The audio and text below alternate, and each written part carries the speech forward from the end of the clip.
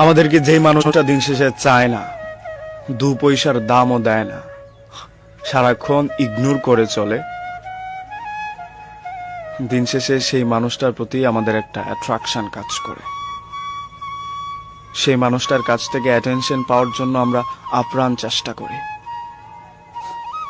বন্ধু বান্ধবদের আড্ডা অবহেলা করি, ইভেন মাঝে মধ্যে বাবা মার কথাবার্তাকেও ইগনোর করে সেই মানুষটার অ্যাটেনশন পাওয়ার একটু চেষ্টা করি। পছন্দের রং পাল্টিয়ে ফেলি, পছন্দের সাবজেক্ট চেঞ্জ করে ফেলি, ইচ্ছে মতো চলাফেরাটা বন্ধ করে ফেলি, শুধুমাত্র প্রিয় মানুষটার কাছ থেকে অ্যাটেনশন পাওয়ার জন্য। তারপরেও সেই মানুষটার কাছ থেকে আমাদের অবহেলাটাই পেতে হয়। বেলা শেষে আমরা সেই লাইনটাই বিশ্বাস করতে শুরু করি, শেষ বেলায় যদি বেহায়াই না হলে ভালোবাসলে কোথায়।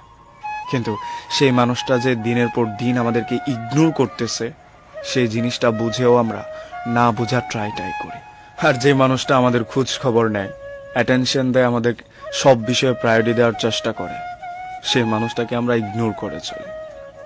যে মানুষটা আমার একটা কল, একটা টেক্সট পেলে খুশি হয়ে যায়, সেই মানুষটাকে আমরা রীতিমতো ইগনোর করি। না পাওয়া জিনিসগুলোর প্রতি আমাদের বরাবরই আগ্রহ বেশি। প্রিয় মানুষগুলোর ক্ষেত্রেও ঠিক তাই হয়। কেউ পেয়ে পাত্তা দেয় না, আবার কেউ পেয়ে হারিয়ে ফেলে।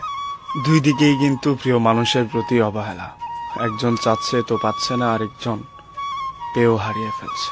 দুই দিকে খেয়াল করলে কিন্তু একই ব্যাপার। একজনের কাছ থেকে আপনি যন্ত্রণা পাচ্ছেন, তো আপনি আরেকজনকে যন্ত্রণাটা দিয়ে দিচ্ছেন। এই চারিদিকে না পাওয়ার তীব্র হাহাকার। ব্যাপারটা কোথাও যেন গিয়ে মানুষ অদ্ভুত এটা প্রমাণ করে।